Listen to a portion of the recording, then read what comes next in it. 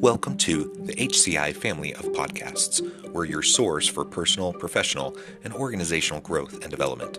We share our own original research, explore industry trends, and interview executives and thought leaders from across the globe. Join us for practitioner-oriented content around all things leadership, HR, talent management, organizational development, and change management.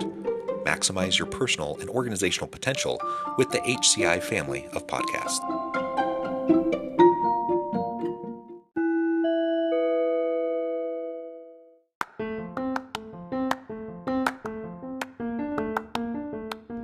Welcome to the podcast. In this podcast episode, I talk with Dr. Gena Cox about why respect is the critical foundation for inclusion.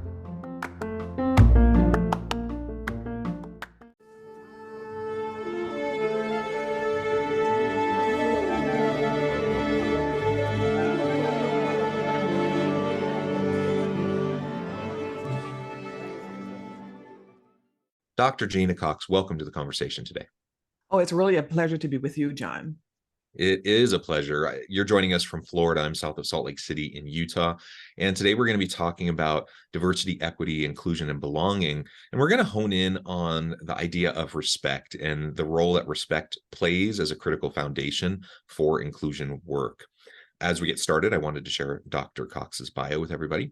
Dr. Gena Cox is CEO of Feels Human LLC and is an organizational psychologist and executive coach who helps leaders optimize their impact and influence, make career pivots, and build inclusive, respect to lead organizations. She is the author of Leading Inclusion, an award-winning guidebook that shows how to counter the typical disappointing outcomes from diversity, equity, and inclusion work. Her TED Talk, Yes and Careers, encourages an exploratory approach to building a purposeful career.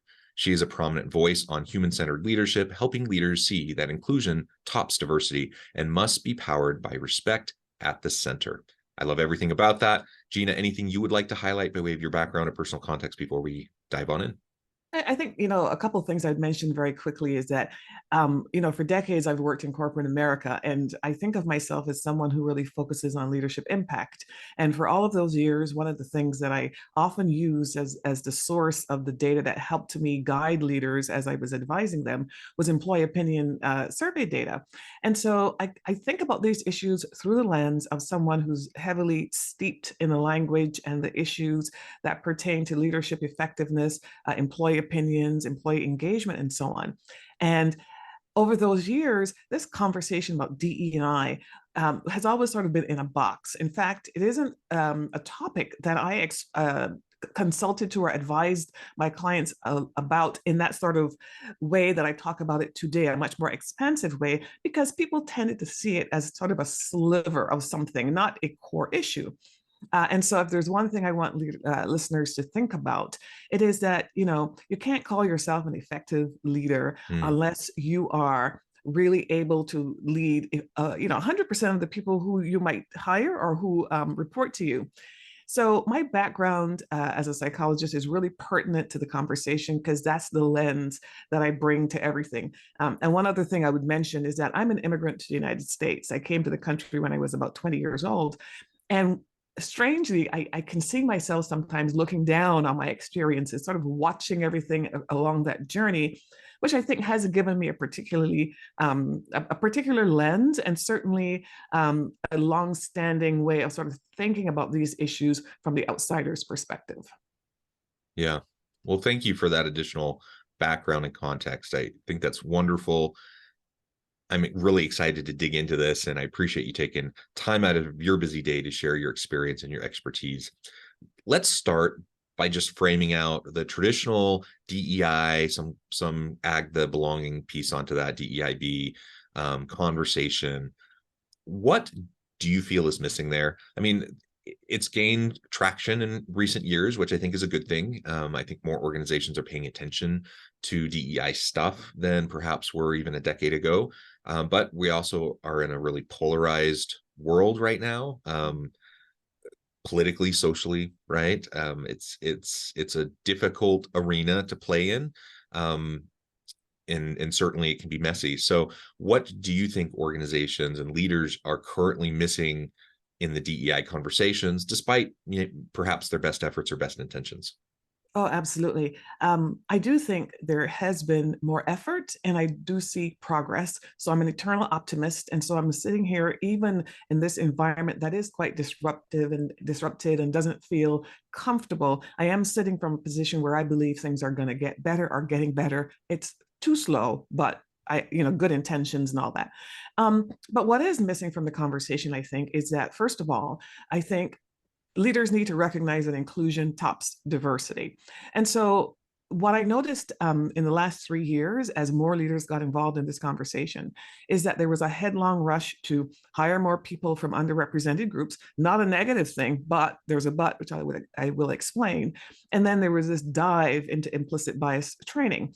And the diversity focus, the focus on representation, while it's important for leaders to understand that and to get it right and to do better, it tended to take over the conversation when the reality is that no matter how many people from underrepresented groups you hire, if you don't have a foundation of inclusion, they're not going to stay in the organization. Yeah. So one thing that leaders are missing is that, bringing people into the organization where an organization that isn't ready for them feels like being the 11th person at a dinner party. You come in and you're like, where's my chair? Where's my fork? Where's my spoon? And you blame the host, your manager, your leader, your organization. Why didn't you take care of me? So that's one thing. But the core issue, the core thing that's missing is a focus on respect as a value that can be used as an organizing principle to help all employees in an organization know how to behave in dealing with one another, their managers, and their customers. Yeah, well said. I often talk, whether it's students at the university or individuals in an organization through coaching or a training session that I do, I often talk about the importance of just the foundational component of mutual accountability and trust, and always showing everyone around you dignity and respect, just treating people with dignity and respect.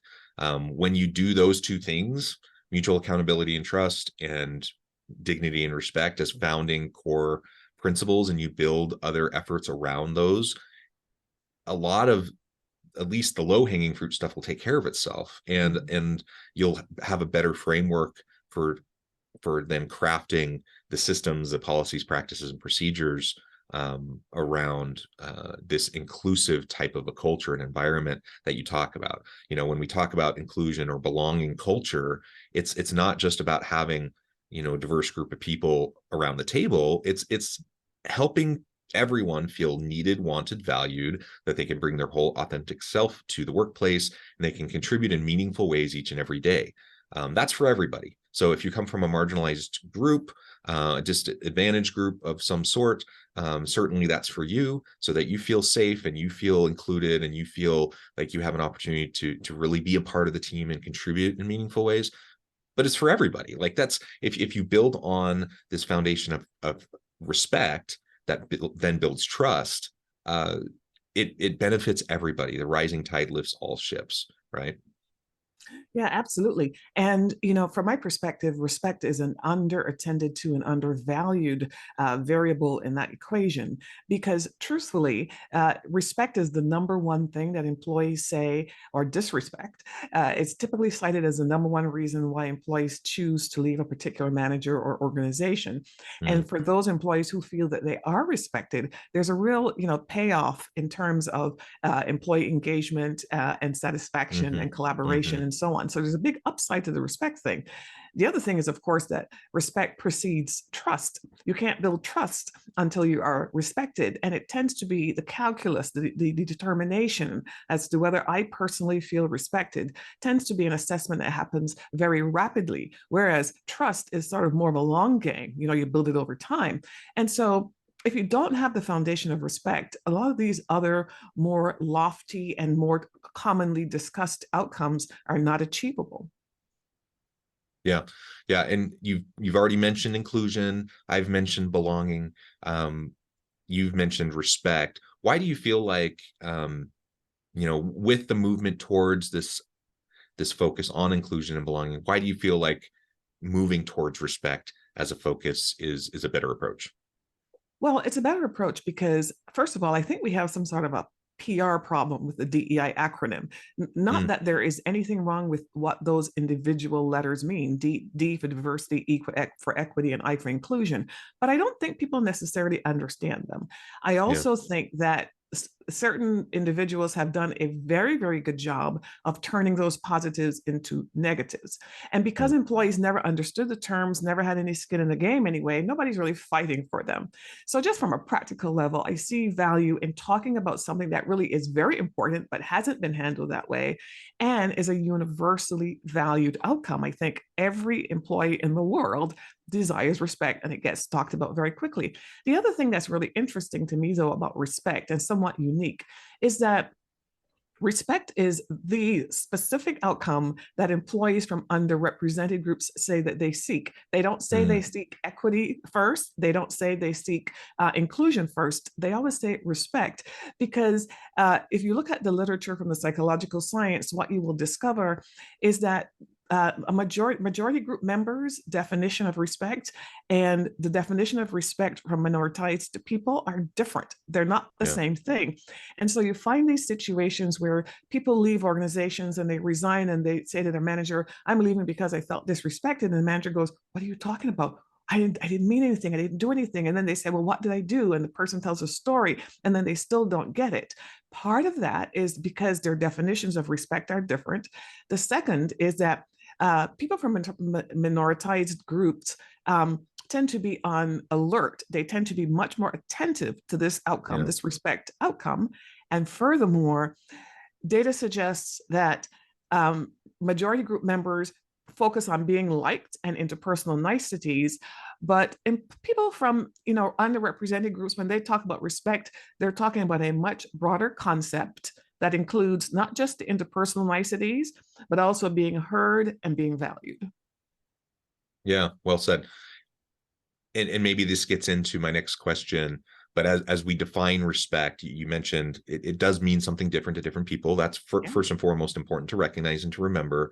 You just outlined some of those differences that might be manifest, from, someone like me. I have a lot of layers of privilege. I'm a straight cisgender white dude versus someone who might have layers of disadvantage due to marginalized groups or that they might come from. What are some of those other critical behavioral manifestations? How do we see this respect or disrespect playing out commonly in the workplace? You mentioned a lot of leaders aren't even aware of it. Like they think they're respecting their people, and then someone leaves and they say, I didn't feel respected. They don't get it even after it's explained to them. What are some of the most common things you see that often we just miss, Yeah. despite perhaps what our best intentions might be? Yeah, absolutely. Well, the first thing is that there's good news about all of this. The solution to this, meaning not missing this gap, which I will talk Mhm. about in a second, is that managers have to make sure they're really connected to every person who's on their team. I call effective managers designated hitters because Mm, they know every person on the team, they have a sense of what they care about, and they know what they can do to connect and understand what's on that person's mind. So when you don't know, apart from the respect, it probably also means you're not connected. But let's mm, say, then you put the effort into being connected. What often happens is that, as I said before, it does appear from what I have studied that employees from underrepresented groups are looking for something very specific. So, of course, they're looking for the interpersonal niceties. Are you making eye contact? Are you acknowledging my humanity? Do you say hello when you see me in the hallway? And all of those kinds of things that I think we could all imagine that we would all desire. mhm, But a critical issue is that many employees, specifically from these minoritized groups, when they leave jobs, say their managers do not interact with them sufficiently. And specifically on the dimension of feedback, they say, not mm, only do they seem to be avoiding me, they don't give me feedback. Now, this idea of feedback is really powerful because they're not just saying, I don't get good feedback. They're not just saying that I don't hear the good stuff. They're saying I don't even hear the bad stuff. So what they perceive is that they're sort of out there on a limb, unaware as to whether they're doing poorly or doing well. They don't really have any feedback that will let them know that. And so they spend a lot of time and a lot of energy worrying about things perhaps that they don't need to worry about, meaning that sometimes they think they're not doing well when they are. And conversely, they don't recognize when something bad, when they aren't doing well. And so it feels like they've fallen off a cliff when one day somebody says, well, you're not a good performer. Either way is bad news. That's one thing managers should focus on, is giving feedback. Another, which I can relay this story that's top of mind because it's something I helped a client with several months ago, but I'd heard this story many times before, is when an employee comes into an organization and they find their stride. They're like, okay, I can do this. And then they start sharing their ideas and they're thinking, well, wow, I'll be a sort of part of the system. And they start to share the ideas and they don't get feedback. They don't get acknowledgement of their ideas. No one says, well, thank you, Gena, for sharing that. Or, Paul, did you hear that that Gena came up with this idea and did this thing? And worse is when the manager takes the employee's ideas and runs with them, but doesn't give them credit. Now, this can happen to any employee, regardless of who they look like, what they look like. And so I'm not suggesting that these things only happen to underrepresented employees, but I am saying that for that group, their expectations of this kind of positive reinforcement, or the need for it, is very, very strong. And so they are very attentive when they don't get it. That leads to sort of a spiral of high expectations not met, and then sort of this downward thing unless something comes along. So there's that. Another thing I would say, John, about sort of the practical manifestation of respect is that often what I hear directly from employees that, people that I've coached and so on, is that there is this sense that I'm good enough for certain things, or I'm given exposure to certain kinds of things, but I don't get the high visibility roles. I don't get to be directly in front of the customer, but I could be on the phone call for the, behind the scenes kinds of work. And when the opportunities are doled out that would provide me maybe opportunities to be in the parts of the business that generate revenue or where the product is created, I never even know that these opportunities exist. So even something as simple as making sure that all opportunities are clearly communicated is an element that can be put into the broad category of respect. Yeah, I think that's fantastic. Like, we just need to allow everyone on the team to contribute in these various ways. And sometimes, and again, I don't think it's always a nefarious thing in the mind of a Right. a leader saying, I want to exclude one person. I want agree. to, but some of it's implicit bias. Sometimes it's just, you kind of have your go-to people, the people the people you're comfortable with. You're like, they're my go-to person. I'm just going to put them on this important call. I'm going to put them on this important project. And that in and of itself is a fallacy from a leadership perspective, regardless of whether we're talking about DEI stuff, just from a general respect standpoint. Like, that's a big problem. And that's a common problem that I think a lot of leaders fall into.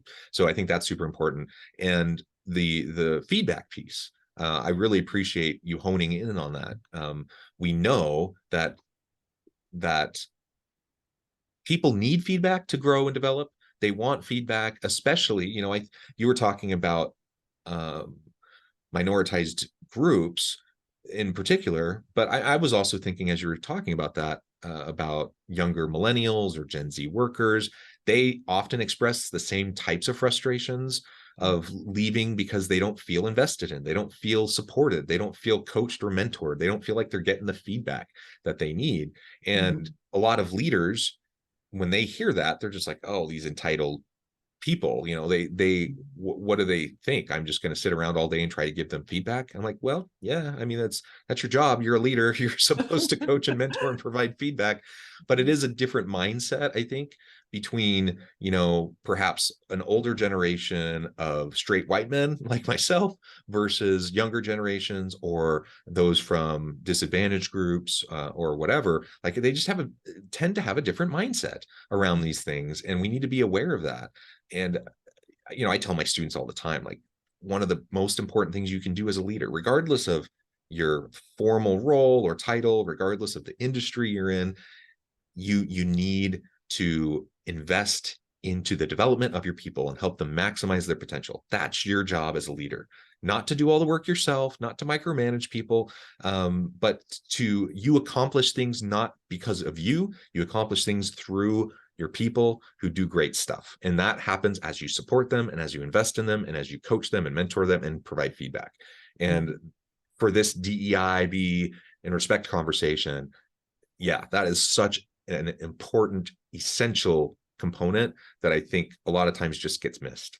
Yeah. Oh, I absolutely agree with everything that you just said, John. And, you know, I often talk about this whole idea that when you're a manager, you ought to wake up in the mornings and assume that you have a dartboard in the middle of your forehead, in the sense that for the people that report to you, I don't mean that in a negative way. I mean that in the sense that you are it. They're focused on you, which is one of the reasons why when people go home and talk about their jobs, they talk about their manager and they talk about, does this person wear black shoes or brown shoes? Do they like gold jewelry or silver jewelry? They know a lot about you just from observation because they're so attentive to you. You are it. You're the designated hitter.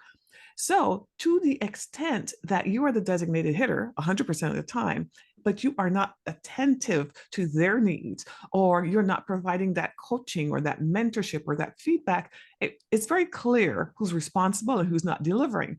And I only say that to remind everyone that in many ways, I think a lot of these relationships break down when the employee feels disappointed in that. Mm-hmm. And so organizations have got to make sure, I mean, I putting this burden on managers, but I do think organizations have got to make sure they create a culture and in which managers have space to develop their leadership skills so that they can then understand how to be effective managers. In other words, I say, managers, this is what you need to do. I hold lead organizations responsible for enabling them to do it. Yeah, well said. Gena, this has just been a really fun conversation. I note the time. I'm going to need to let you go here in just a few minutes. But before we wrap things up for today, I wanted to give you a chance to share with the audience how they can connect with you, find out more about your work, your team, and then give us a final word on the topic for today. Oh, absolutely. Thank you for that, John. Well, you can find me at my website, genacox.com, and Gena is spelt with an E. Don't ask me why. GENACOX.com. And on the front page of my website, I do have an ebook if you're interested in knowing more about my perspective specifically on respect in the workplace and how you might think about it, how you might operationalize it, and how you might measure it or assess it in people with whom you work. You're welcome to have that download at my website. And you can find me on LinkedIn. I'm fairly active there. I enjoy talking to people who share their ideas with me and vice versa. So we can meet there as well. I will say one more thing. Often I'm asked, why don't I talk more about belonging? Why do I talk about respect and not more about belonging? And there are two reasons. One of them is I'm really concerned that people are starting to add the B to the DEI primarily for sort of political cover in a way, right? To find another word to talk about. And I believe in belonging. I think belonging is a great idea, but I also find that it's very hard for people to define it. It's hard for people, when you ask other people, do you feel it? It's really hard for them to explain what they mean. And there's great variability in those explanations. And I think for people from minoritized groups, especially African Americans, there is a negative response to that word for obvious reasons. Reasons that are obvious, I think, to them, but might not be so obvious to others who use it, who don't have any bad intentions. So it's not ever going to be embraced, I don't think, especially by Black Americans. And as I said before, just based on the psychological science, respect is the core outcome that if you drive to it and measure to it, will deliver all of these other outcomes that we desire. Yeah, wonderful. Gena, thank you so much. It's been a real pleasure. I encourage the audience to reach out, get connected, find out more about what Gena can do for you. Check out her books, check out her resources. And as always, I hope everyone can stay healthy and safe, that you can find meaning and purpose at work each and every day. And I hope you all have a great week.